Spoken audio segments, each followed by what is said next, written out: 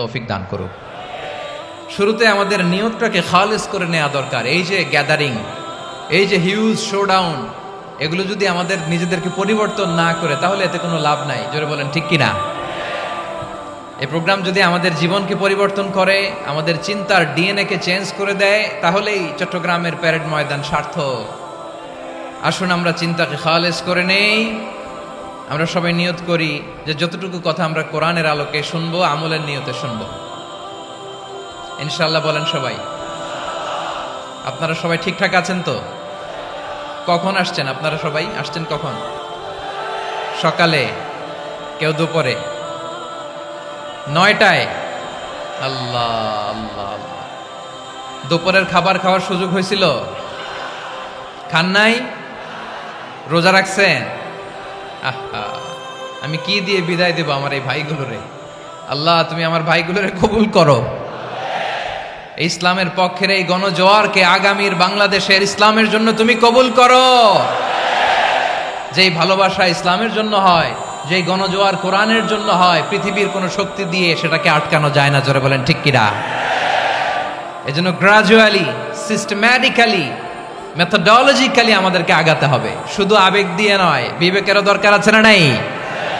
প্রিয় ভাইয়েরা, আসুন, আমাদের কথা অনেক বেশি, সময় অনেক কম। আমরা আর কাল বিলম্ব না করে মহাবিশ্বয় মহাগ্রন্থ আল কুরআন আল কারীম থেকে কিছু কথা শুনি। আমি যেই টপিকটা নিয়ে আজকের ঐতিহাসিক চট্টগ্রামে প্যারেড ময়দানের তাফসিরুল কোরআন প্রোগ্রামে আলোচনা করব, সেটা হচ্ছে সূরাতু আন-নাহলের 90 নম্বর আয়াত নিয়ে কিছু কথা আমরা উপস্থাপন করবার চেষ্টা করব ইনশাআল্লাহ। আমার খুতবার শুরুতেই আপনারা মোটামুটি আন্দাজ করে ফেলেছেন যে আমি কি নিয়ে আলোচনা করব, কারণ যে আয়াতটি আমি তেলাওয়াত করেছি এই আয়াতটি প্রায়শই এই ভূখণ্ডে, এই বাংলাদেশে জুমার দিনে খতিব সাহেবরা দ্বিতীয় খুতবা শেষের দিকে পড়ে না? কি কমন পড়ছে? ইন্নাল্লাহা ইয়া'মুরু বিল আদলি ওয়াল ইহসান ওয়া ইতা'i যিল কুরবা ওয়া ইয়ানহা আনিল ফাহশাই ওয়াল মুনকারি ওয়াল বাগি ইয়া'iদুকুম লাআল্লাকুম তাযাক্কারুন। মুখস্থ আছে না সবার? আসুন আমরা এই আয়াতের সরল অর্থ, এর মর্মবাণী, এর সংক্ষিপ্ত তাফসীর সবাই মিলে আজকের এই প্রোগ্রাম থেকে উদ্ধার করার চেষ্টা করি। আপনারা মনোযোগী আছেন তো? ইনশাআল্লাহ। এই আয়াতটা অনেক কম্প্রিহেন্সিভ একটা আয়াত। সাইয়েদনা আব্দুল্লাহ ইবনে মাসউদ রাদিয়াল্লাহু তাআলা আনহু উনি বলেছেন, ইন্নাহা মিন আজমাই আয়াতিল কুরআন। এটা কোরআনের সবচেয়ে জামে মানে আয়াত। যদিও ছোট্ট আয়াত, অল্প কিছু কথামালা, কিন্তু তিনি বলতেন এটা কোরআনের সবচাইতে জামে মানে সবচেয়ে কম্প্রিহেন্সিভ একটা আয়াত, যেখানে কথা কম, শব্দ কম, কিন্তু এটার দোতনা, এটার আবেদন, এটার মিনিং অনেক বেশি। সুবহানাল্লাহ। এই আয়াতে আল্লাহ তাআলা বেসিক্যালি আমাদেরকে 3টা বিষয়ে আদেশ করেছেন আর 3টা বিষয়ে বারণ করেছেন, মানে নিষেধ করেছেন। আওয়াজ করে বলুন, আদেশ করেছেন কয়টা? প্রিয় চট্টলার ভাইয়েরা, আমার মতো এই যে 3 আঙ্গুল উঁচু করে বলেন, আদেশ করেছেন কয়টা? আবার নিষেধও কয়টা? মানবো তো আমরা ইনশাআল্লাহ? বলেন সবাই। 3 do's and 3 don'ts, do's and don'ts। 3টা আদেশ, 3টা নিষেধ। এই 3টা আদেশ আর 3টা নিষেধের ভেতরে আল্লাহ তাআলা গোটা ইসলামী শরিয়ার মূল নির্যাসকে ঢুকিয়ে দিয়েছেন। সুবহানাল্লাহ। এই ছোট্ট একটা আয়াতে গোটা ইসলামী শরিয়ার, the gist, the cream of the creams, গোটা ইসলামী শরিয়ার মূল নির্যাসকে আল্লাহ ঢুকিয়ে দিয়েছেন। 3টা আদেশ আর 3টা নিষেধ। আসুন আমরা সরাসরি কোরআন থেকে শুনি, সবাই পড়ুন। আউযু বিল্লাহি মিনাশ শাইতানির রাজীম। বিসমিল্লাহির রাহমানির রাহিম। ইন্নাল্লাহা ইয়া'মুরু বিল আদলি ওয়াল ইহসানি ওয়া ইতা'i যিল কুরবা ওয়া ইয়ানহা আনিল ফাহশাই ওয়াল মুনকারি ওয়াল বাগি ইয়া'iযুকুম লা'আল্লাকুম তাযাক্কারুন।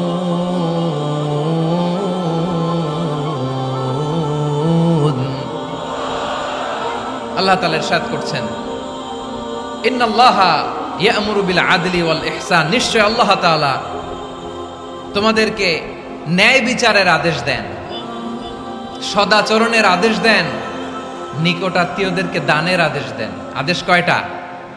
আওয়াজ করে সবাই বলুন তো কয়টা? নিশ্চয় আল্লাহ তাআলা তোমাদেরকে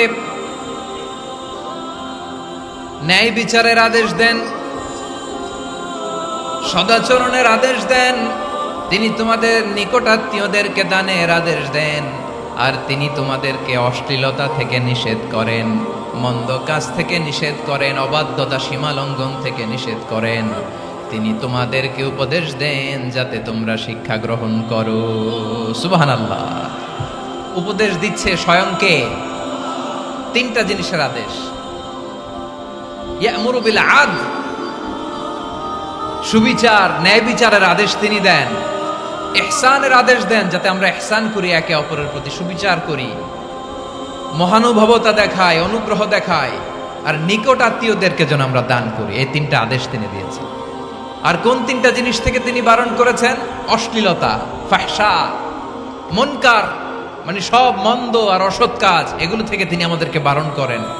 ওয়াল বাগি, অবাধ্যতা, সীমা লঙ্ঘন, এই তিনটা কাজ থেকে তিনি আমাদেরকে বারণ করেন। তিনি আমাদেরকে উপদেশ দেন, স্বয়ং আল্লাহ তাআলা আমাদেরকে উপদেশ দেন যাতে করে আমরা শিক্ষা গ্রহণ করি। সুবহানাল্লাহ পড়ে।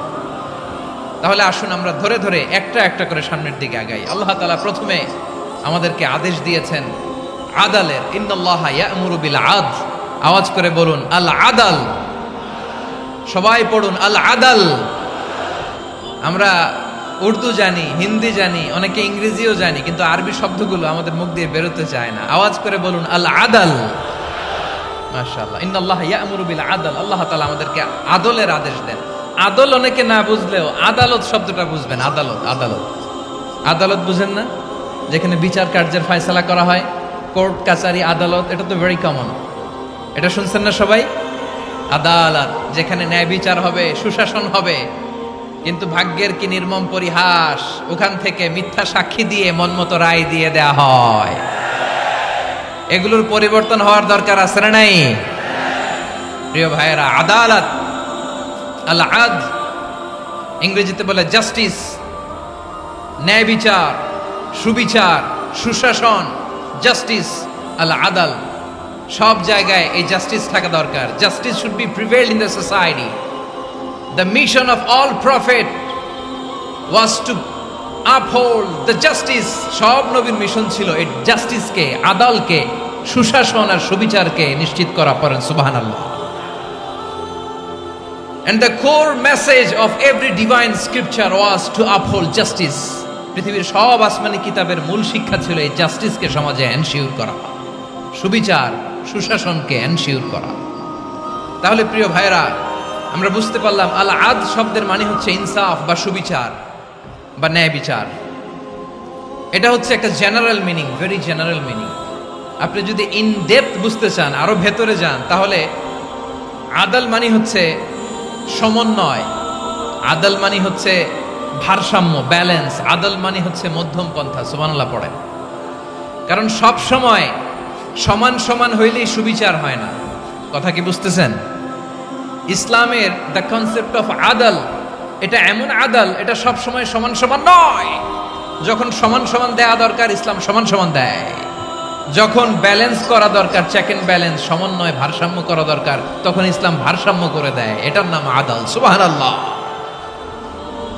সহজ করে আপনাদেরকে বুঝাই। যেমন ধরুন, একটা পরিবারের 3 জন সদস্য, স্বামী, স্ত্রী আর সন্তান।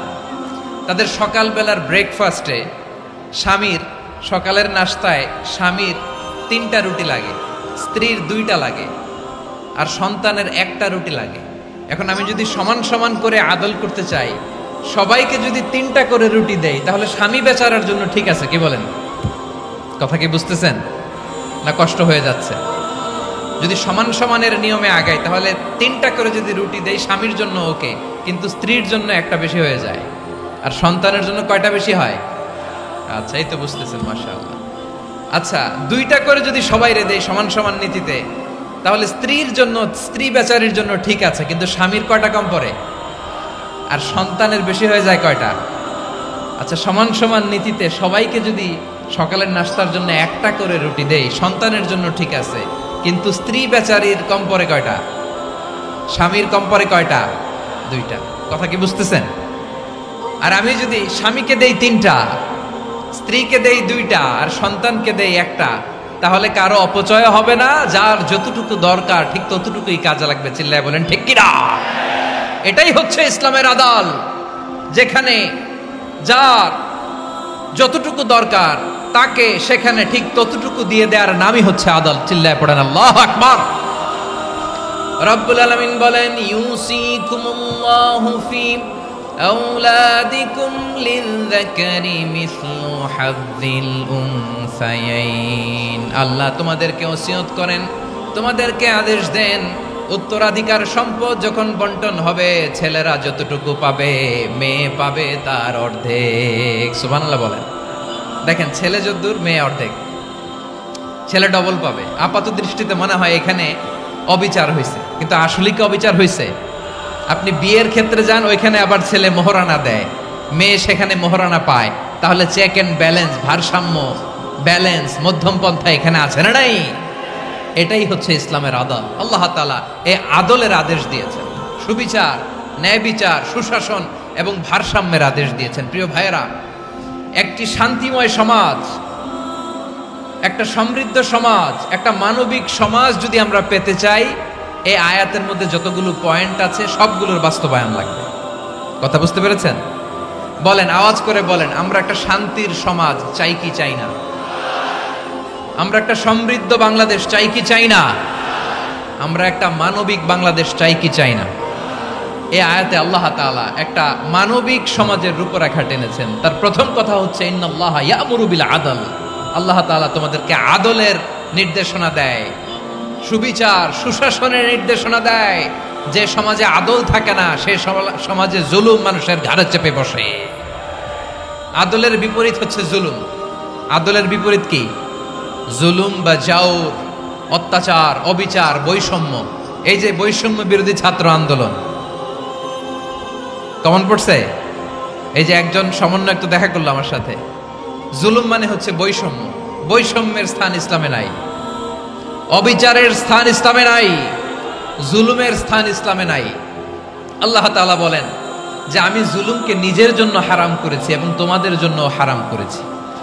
বিশ্বনবী ফরমান, আল্লাহ তাআলা বলেন হাদিসে কুদসিতে, ইয়া ইবাদি ইন্নী হারামতুয যুলমা আলা নাফসি ওয়া জাআলতুহু বাইনাকুম মুহাররামান ফালা তাযালামু। আমার গোলামেরা শোনো, নিশ্চয় আমি আল্লাহ তাআলা জুলুমকে আমি আমার উপরে হারাম করেছি, অনুরূপভাবে জুলুম করাকে তোমাদের উপরেও হারাম করেছি। ফলে ফালা তাযালামু, তোমরা একে অপরের সাথে জুলুম করো না।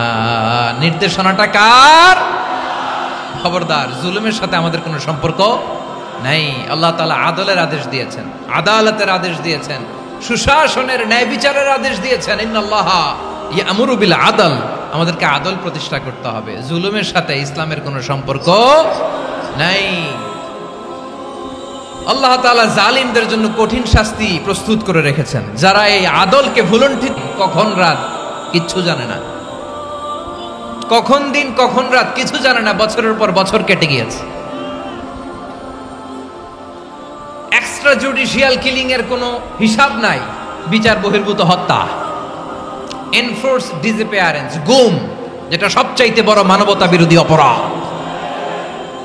কত মানুষ যে গুম হয়েছে তার কোনো ইয়ত্তা নাই। যেই ফ্যামিলির সদস্য গুম হয়েছে তারা কি ওই লোকটার জন্য মাগফিরাতের দোয়া করবে নাকি সুস্বাস্থ্যের দোয়া করবে তারা নিজেরাও জানতো না, কারণ জানে না ও বেঁচে আছে না মরে গেছে। আহা, বিডিআর নওজোয়ানদের যারা ছাড়া পেল দেখলাম, বিনা অপরাধে, কোনো অন্যায় ছাড়া, অপরাধ ছাড়া তাদের জীবন থেকে, তাদের তারুণ্যের, তাদের যৌবনের 15 বছর, 16 বছর, 17 বছর নাই, 6 মাস বয়সের ছোট বাচ্চাকে রেখে জেলে গেছে। 6 মাসের মেয়ে বেরোয় দেখে মেয়ের বয়স 17 বছর। মেয়ে বাবারে চিনে না, বাবা মেয়েরে চিনে না। মেয়েকে এখন বিয়ে দিয়ে আরেক ছেলের হাতে তুলে দিবে। মেয়ের শৈশব বাবা দেখে নাই, মেয়ের কৈশোর বাবা দেখে নাই, মেয়ের তারুণ্য দেখে নাই। আরেক যুবককে দেখলাম 14 বছরের 14 দিনের সংসার, 2 সপ্তাহের সংসার শেষে জেলে গেছে। কত যুবকের যে স্ত্রী চলে গিয়েছে ফ্যামিলি ছেড়ে, কারণ জানে না তো কবে আসবে, কি হবে, কেউ জানতো না। দাম্পত্য জীবনের মাত্র 14 দিনের স্মৃতি, এই স্মৃতিকে আঁকড়ে ধরে এক বোন 16টা বছর 17টা বছর কাটিয়ে দিয়েছে। আমি নিউজটা দেখে ভাবলাম, আমার এই বোনের প্রতিটি দিন কিভাবে কেটেছে, প্রতিটি রাত কিভাবে কেটেছে, প্রতিটি ক্ষণ কিভাবে কেটেছে। বিশ্বনবী বলেছেন, ইত্তাকি দাওয়াতাল মাজলুম ফাইন্না লাইসা বাইনাহু ওয়া বাইনাল্লাহি হিজাব। মাজলুমের কান্নাকে ভয় করো, কারণ মাজলুমের কান্না আর আল্লাহর মাঝে কোনো পর্দা থাকে না। আমরা আর এরকম কোন জুলুম বাংলাদেশে দেখতে চাই না, জোরে বলেন ঠিক কিনা? আর কেউ নতুন করে জালিম হোক আপনারা চান? আবার নতুন করে কেউ ফ্যাসিস্ট হোক আপনারা চান? এক দল আরেক দলকে নিশ্চিহ্ন করার রাজনীতিতে মেতে উঠুক, এটা আপনারা চান? আমরা বাংলাদেশকে আদল দিয়ে সাজাতে চাই। আমরা এই 56,000 বর্গ মাইলের প্রতিটা ইঞ্চি মাটিকে কোরআনের আইন দিয়ে সাজাতে চাই। রাজি আছেন আপনারা? কারা কারা রাজি দেখান হাত তুলে আল্লাহকে।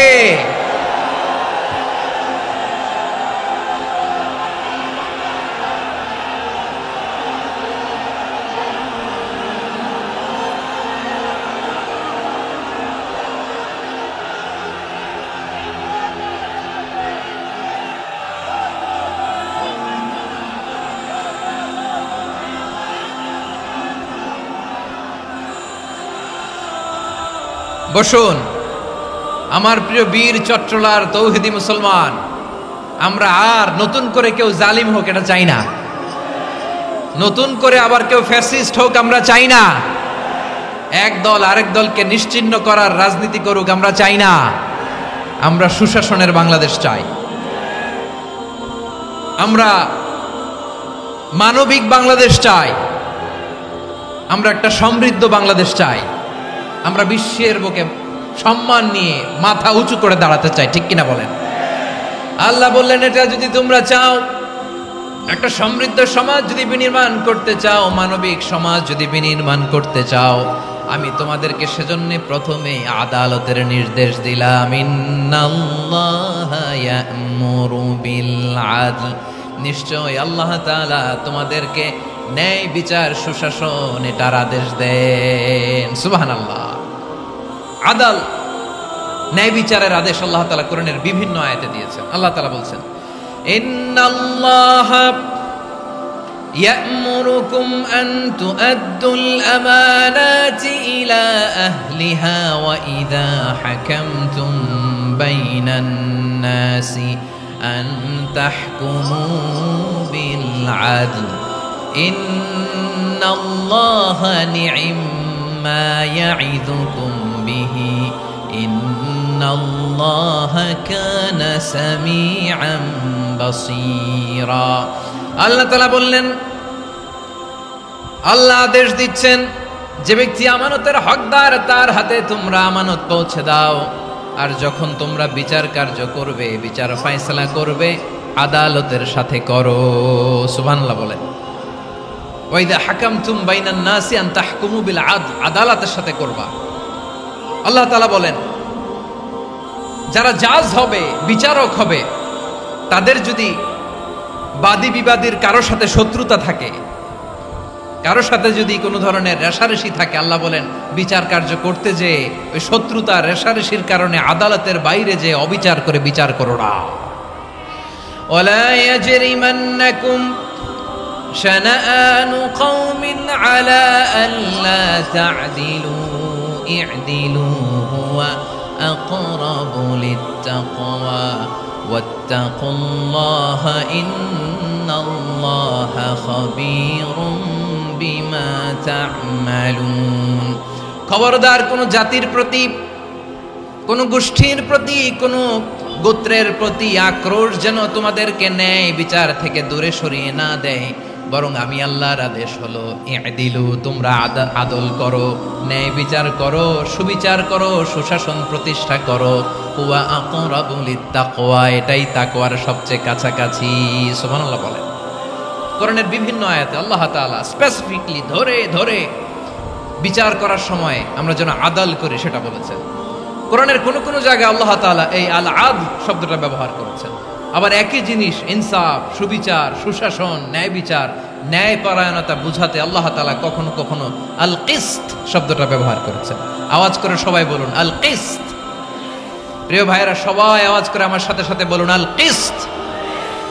আল্লাহ তাআলা বলেন ওয়া ইন হাকামতা ফাহকুম বাইনাহুম বিল কিসতি ইন্নাল্লাহা ইউহিব্বুল মুকসিতিন।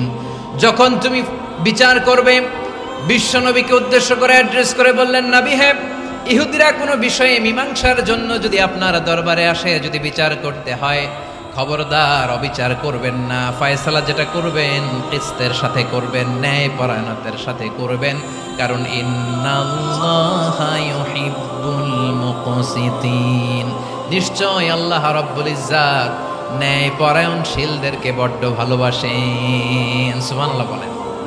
ন্যায় পরায়ণ লোকদেরকে আল্লাহ তাআলা বড্ড ভালোবাসেন। অন্য আয়াতে আল্লাহ তাআলা বলছেন وَنَضَعُ الْمَوَازِينَ الْقِسْطَ لِيَوْمِ الْقِيَامَةِ فَلَا تُظْلَمُ نَفْسٌ شَيْئًا। আমি কিয়ামতের দিন ন্যায় পরায়ণতার মানদণ্ড স্থাপন করব, যেটাকে আমরা মিজানের পাল্লা বলি। আল্লাহ বলেন ন্যায় বিচারের মানদণ্ড কিয়ামতের ময়দানে আমি আল্লাহ স্থাপন করব। সেদিন কারো প্রতি বিন্দু পরিমাণ, এক চুল পরিমাণ অবিচার করা হবে না, কোনো অবিচার করা হবে না। সেদিন সুশাসন হবে, সুবিচার হবে, ন্যায় পরায়ণতার সাথে বিচার হবে। আওয়াজ করে পড়েন আল্লাহু আকবার। তাহলে প্রিয় ভাইরা, যে তিনটি বিষয়ে আল্লাহ তাআলা আমাদেরকে আদেশ দিয়েছেন, তার প্রথমটা হচ্ছে আদালত, ইনসাফ, সুবিচার, ন্যায় বিচার। এটা আমরা চাই কি চাই না? বিশ্বনবী ন্যায় বিচার, ন্যায় পরায়ণতা, সুশাসন প্রতিষ্ঠিত করেন কি করেন নাই? আপনারা বিশ্বনবীর সিরাত যারা পড়েছেন, আপনি দেখবেন বিশ্বনবীর সিরাতের পরতে পরতে, বাঁকে বাঁকে, সিরাতের বাঁকে বাঁকে এই আদালতের নমুনা মেলে। সুবহানাল্লাহ বলেন। ছোট্ট একটা নমুনা রাসূল সাল্লাল্লাহু আলাইহি ওয়াসাল্লামের আসিরা আল আতরা থেকে ছোট্ট একটা নমুনা আপনাদের খেদমতে এখানে উপস্থাপন করি। বিশ্বনবী সাল্লাল্লাহু আলাইহি ওয়াসাল্লাম মক্কা বিজয় করলেন ৮ম হিজরিতে।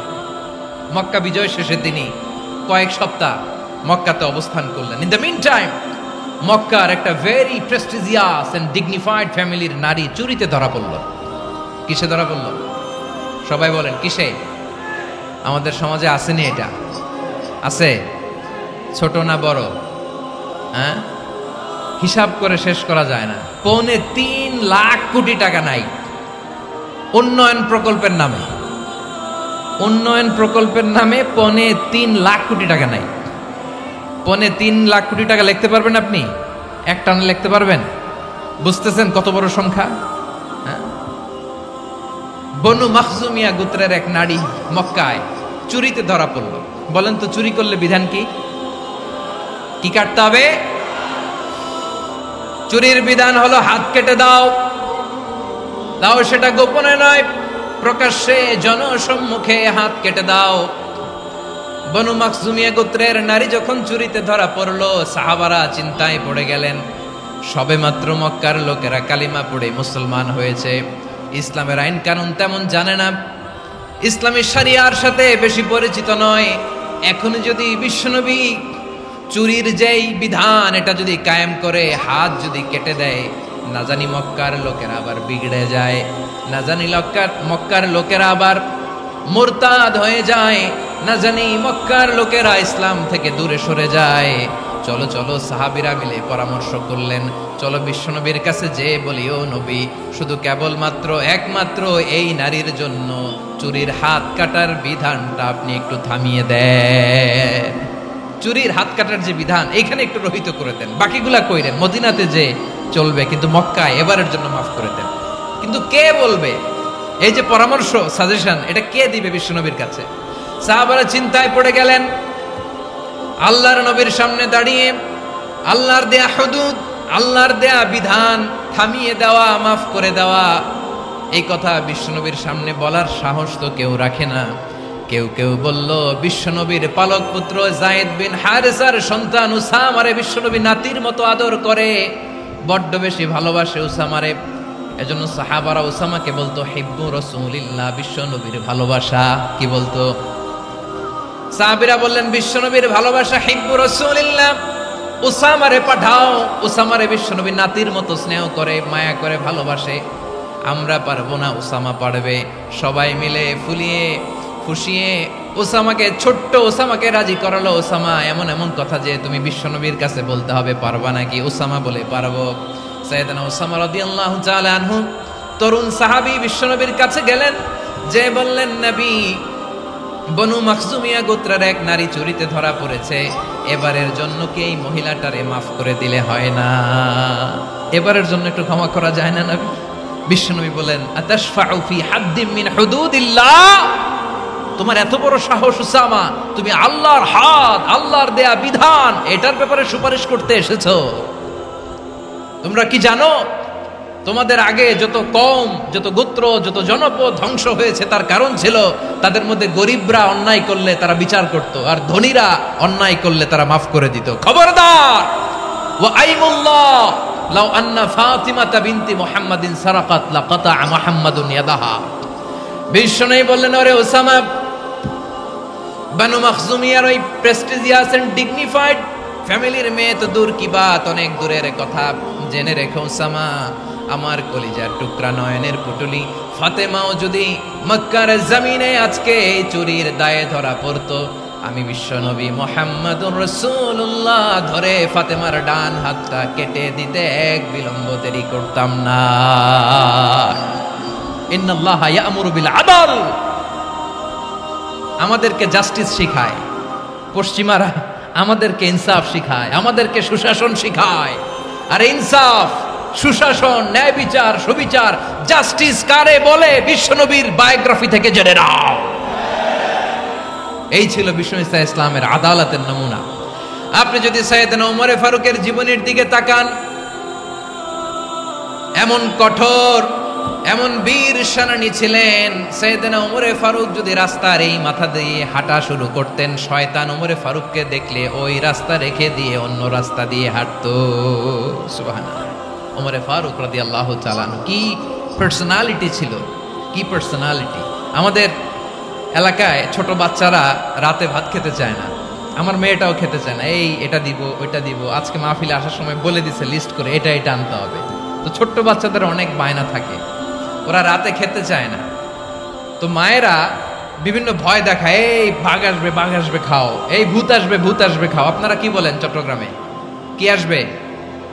হ্যাঁ, ভূত, ভূত, ভূত আসবে, বাঘ আসবে, খাও খাও খাও, তাড়াতাড়ি খাও। তো বাচ্চারা এগুলো শুনে ভয়ে খেতে শুরু করে। মদিনার জমিনেও একই ঘটনা ঘটতো। মদিনার ছোট্ট ছোট্ট সোনামণিরা খেতে চাইতো না। তো মায়েরা বলতো, হা হুয়া ইয়াতি উমর, হা হুয়া ইয়াতি উমর, ওই যে ওমর আসতেছে, ওমর। ওমরে ফারুকের কথা শুনলে বাচ্চারা একেবারে ঠান্ডা। সুবহানাল্লাহ পড়বেন না? প্রভু তুমি বলেছ রাসূল দেবে না, বলনি দেবে না ওমর, বলনি দেবে না হামজা তারি, খালিদ বিজয় সমর। প্রভু তুমি বলেছ রাসূল দেবে না, বলনি দেবে না ওমর, বলনি দেবে না হামজা তারি, খালিদ বিজয় সমর। প্রভু তুমি বলেছ রাসূল দেবে না। আল্লাহু আকবার। ওমর ফারুক